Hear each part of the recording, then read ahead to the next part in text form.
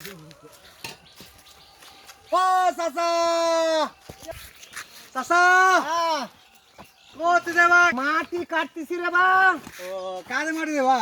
মাটি কাটতেছি, সাল পালে বিয়া শাদি দিব, তো ঘর বাড়ি লাগবি, ও তাই বুঝতে পারছো? তো এখন চিন্তা ভাবনা করতেছি যে তাড়াতাড়ি মাটি টাটি কাটি ঘরটা দিয়ে আলি। ও তাই হ্যাঁ হ্যালো না বুঝলে, তে মানে ব্যাপার হচ্ছে যে ওই জন্যই মাটি বাপু, সেই মাটি কি পাওয়া যাচ্ছে রে? কোথায় লাইছো? রাজশাহী থেনগা মাটি কত হাত পাটাত ধরি টেনে গালি আইছি, বুঝতে পারছো? হ্যাঁ। হ্যাঁ। তে এখন মানে ব্যাপার হচ্ছে যে ওই শাল পালো মানে ব্যাপার হচ্ছে ব্যস্ত হয়ে গেছে বিয়া শাদি করার জন্য। তাই এখন ওই জন্য মানে ব্যাপার হচ্ছে যে পাড়াপাড়ি করি লোকজন সেই কি পাওয়া যাচ্ছে? তা পাঁচ লোক নাই। পাড়াত লোকজন আছে, সব গেছে বিলে ধান কাটতে।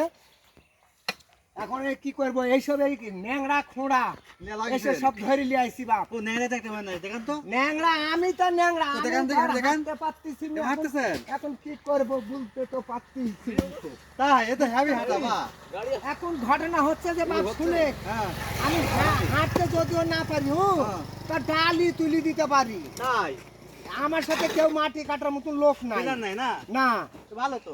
এ মানে ব্যাপার হচ্ছে যে কি যে করবো রে বা, বুঝতে পারছিস? আমার এই হাত পা মানে একটু কাঁপে, এই হচ্ছে মেন সমস্যা, তাই বুঝতে পারিস? হ্যাঁ। না কি করছিস রে? হ্যাঁ, তো ভালো তো দিলে। এখন এই ইয়ান আবার আসার জন্য খুব ব্যস্ত হয়ে গেছে, বুঝলো? পুরো আপনাকে আপনি আবার আপনারা বিয়ান আসবে, এখন চিন্তা করতেছে যে ঘর বাড়ি যাবে, তা তাড়াতাড়ি সারবি। ভালো তো দিলে।